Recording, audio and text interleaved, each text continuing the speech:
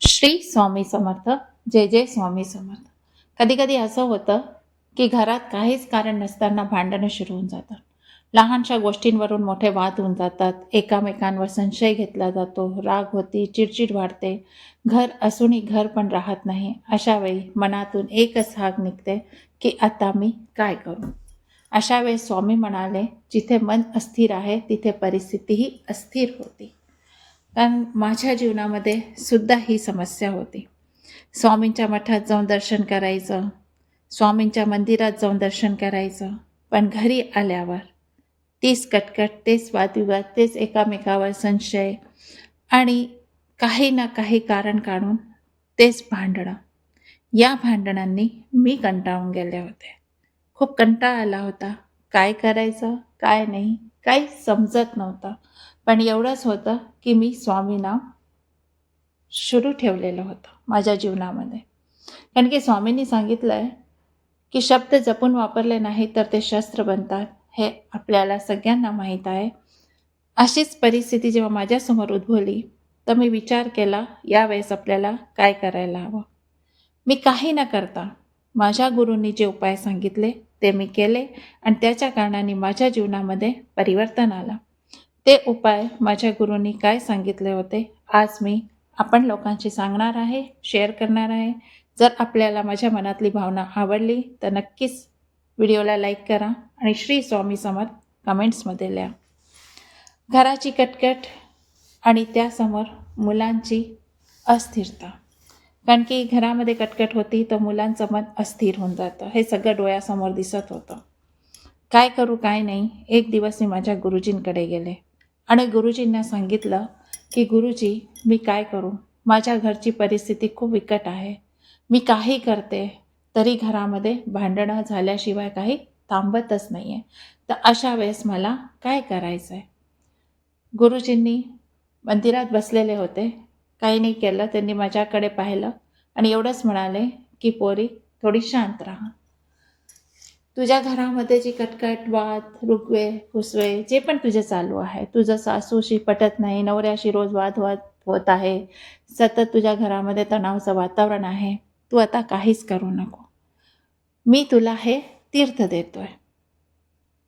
हे तीर्थ तू आपल्या घरी घेऊन जा. आता मी ते तीर्थ घेऊन घरी येऊन गेले. त्यावेळेस त्यांनी मला काय सांगितलं होतं हे आपल्याला मी नक्कीच सांगून राहिले की त्यावेळेस मला गुरुजींनी काय सांगितलं.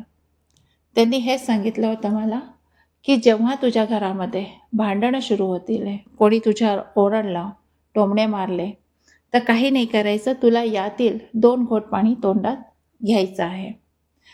जोपर्यंत समोरचा बोलणं थांबवत नाही आहे तोपर्यंत न तर तुला हे पाणी गिळायचं आहे, न तुला थुकायचं आहे. आणि त्यानंतर तुझ्या मनातल्या मनात श्री स्वामी समर्थ ह्याची जी मंत्र आहे ते तुझ्या मनामध्ये सतत चाललं हवं आणि या मनाचा आवाज तुझ्या कानांपर्यंत पोचायला हवा. मी थोडी गोंधळले होते, पण श्रद्धा होती म्हणून पाणी घेऊन घरी गेले. दुसऱ्या दिवशी माझी सासू माझ्यावर रागराग करायला लागली. मला गुरुजींचे शब्द आठवले आणि ते आपल्या मनात मी उतरवले होते. म्हणून मी 2 घूट पाणी तोंडात घेतलं आणि तर न गेलं न प्यायले चुपचाप श्री स्वामी समर्थचा जप करू लागले. धीरे धीरे जेव्हासुद्धा अशी परिस्थिती समोर यायची, मी ते पाणी तोंडात घ्यायची आणि शांत बसायची, स्वामी समर्थ नामस्मरण करायचे. पाहता पाहता घरामध्ये बदल यायला लागला. याबरोबर मला गुरुजींनी एक उपाय अजून सांगितला होता की जेव्हासुद्धा तू सकाळी उठशील, काही नाही करायचं, तुला नुसतं श्री स्वामी समर्थ म्हणायचं आहे आणि त्याबरोबर तुला एक मंत्र अजून म्हणायचा आहे आणि तो मंत्र आहे श्री ओम नमः आदेश स्वामी समर्थ. या मंत्राची सुद्धा तुला जप करायचा आहे. एक माळ तुला श्री स्वामी समर्थन, एक माळ या मंत्राचा जप करायचा आहे. बघ धीरे धीरे तुझ्या घरातलं वातावरण तुला परिवर्तित दिसायला लागेल. जेव्हा तू हा जप करशील तेव्हा तुला 2 उदबत्त्या लावायच्या आहे आणि जोपर्यंत त्या उदबत्त्या जळत आहे तोपर्यंत तुला या मंत्रांचा जप करायचा आहे आणि त्या उदबत्तीची विभूती जी आहे ती तुला आपल्या प्यायच्या पाण्यामध्ये टाकायची आहे.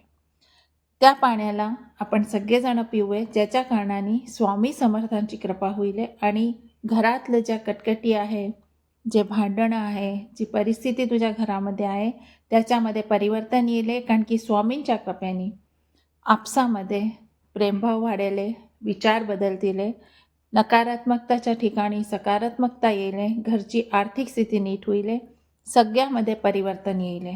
म्हणून हा जो उपाय आहे हा तू नक्कीच कर. त्याबद्दल आणखीन काही स्वामींनी सांगितलं आहे ते नक्कीच ऐक की घरामध्ये भांडणं का होतात, त्याचे काय कारण आहे. श्री स्वामींनी या बाबतीत स्वतः आपल्याला सांगितलेलं आहे. ते पण तू नक्कीच ऐक, त्याच्या कारणाने तुझ्या जीवनामध्ये अजून परिवर्तन येतील. मी त्यांना म्हटलं, हो गुरुजी, मला तुम्ही नक्कीच सांगा. तर गुरुजी म्हणाले की घरातली भांडणं जी असतील ना ती शब्दांची नसतात, त्याच्याने मनातली जी अशांतता असते ती बाहेर पडते आणि ते बाहेर पडणंच आपल्या घरामध्ये भांडणं असतात. सगळ्यात मोठं भांडणाचं कारण असतं नकारात्मक विचार. नकारात्मक विचार आपल्या मनामध्ये साठवण करून घेतो, त्याच्या कारणाने भांडणं होतात. अहंकार, मी बरोबर आहे आणि तू चुकतोय, हे जे कारण असतं हे मोठं असतं घरामध्ये भांडायचं. बोलतो तेव्हा आपल्या शब्दांवर नियंत्रण नसतं आणि शब्दांवर नियंत्रण नाही आहे तर सतत घरामध्ये तक्रार राहील, रडारड राहील, दोषारोपण राहतील, देवाचं नाव घेताना सुद्धा आपलं मन नाही लागणार. म्हणून स्वामींनी खूपच छान आपल्याला शिकवण देऊन गेले की जेव्हा सुद्धा घरामध्ये तुमची ही प्रॉब्लेम असेल, समस्या असेल, तेव्हा नक्कीच तुमच्या जीवनामध्ये तुम्हाला मौन सगळ्यात मोठं असतं. तुम्हाला मौन धारण करायचं आहे. मनातला जो अहंकार आहे तो दूर ठेवायचा आहे आणि अशा परिस्थितीमध्ये मी पण आपण तुम्हाला दूर ठेवून घ्यायचं आहे आणि चुपचाप बसून सगळ्या गोष्टी ऐकून घ्यायच्या आहे. जर तुम्ही हे केलं तुमच्या जीवनामध्ये तर नक्कीच परिवर्तन येईल आणि घरामध्ये वातावरण बिलकुल शांत होऊन जाईल. मी गुरुजींना एक प्रश्न विचारला, गुरुजी तुम्ही ते तीर्थ दिलं होतं ते कोणत्या मंत्राचं तीर्थ होतं? गुरुजी म्हणे, मी तीर्थ नाही, तुला साधं पाणी दिलं होतं, पण तुझ्या मनामध्ये श्रद्धा होती म्हणून ते तुला साधं पाणीसुद्धा तीर्थ दिसत होतं. पण मौन होतं ना, त्या मौनने तुझ्या घरातलं वातावरण परिवर्तन केलं आहे. घरामध्ये श्री स्वामी समर्थ, श्री स्वामी समर्थ नामस्मरण चालू राहू द्या, घरामध्ये राहू द्या, मनामध्ये राहू द्या आणि संयम ठेवा. कारण की प्रत्येक वेळेस उत्तर देणं जरुरी नाही आहे. ही स्वतः श्री स्वामींनी आपल्याला शिकवण दिली आहे, किती बोधकथाच्या माध्यमाने दिली आहे आणि ही शिकवण जर आपण आपल्या जीवनामध्ये उतरवून घेतली आहे तर नक्कीच तुझ्या जीवनामध्ये कधीसुद्धा समस्या येणार नाही. तू कधीच प्रतिसाद देऊ नको. बघ तुझ्या घरातलं वातावरण बिलकुल शांत होऊन जाईल. आणि ही परिस्थिती आली की माझ्या घरच्या वातावरणामध्ये खूप बदल आला. 2 नाही 3 नाही 7 ते 10 दिवसामध्ये माझ्या घराचं वातावरण बिलकुल बदलून गेलं आणि घरामध्ये सगळे प्रेमाने राहायला लागले, सगळे बरोबर जेवायला लागले, उठायला लागले, बसायला लागले, हसी मजाक करायला लागले.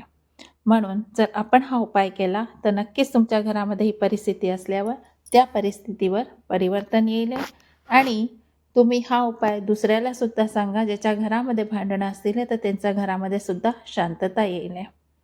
व्हिडिओ आवडल्यास नक्कीच लाईक, शेअर, सबस्क्राईब करा. मला मराठी येत नाही, बोलतात चुकते. श्री स्वामी समर्थ. जय जय स्वामी समर्थ. भेटूया आपल्या नेक्स्ट व्हिडिओमध्ये. श्री स्वामी समर्थ.